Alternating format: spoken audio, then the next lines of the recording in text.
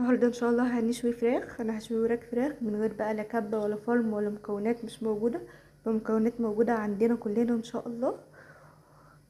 بالسكينه هنقطع الخضروات بتاعتنا بشويه توابل حلوه ويطلع معانا احلى فراخ. عندي هنا بصل وطماطم وفلفل اخضر، وكمان هحط توم بس مستنياه يفك شويه لحد ما اقطعه.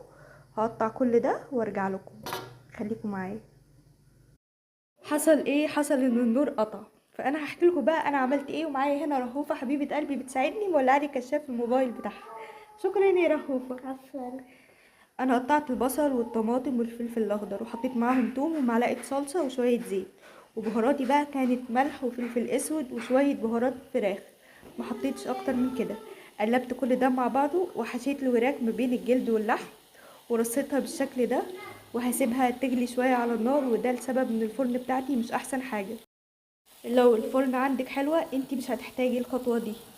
تمام. ولحد ما تغلي شوية انا ولعت الفرن بتاعتي عشان تسخن. هسيبها تغلي شوية غلوتين 3 على النار كده، وبعدين هدخلها الفرن. تمام. وهوريها لكم ان شاء الله لما تطلع. وادعوا بقى يا رب النور يجي بسرعة. امين. امين.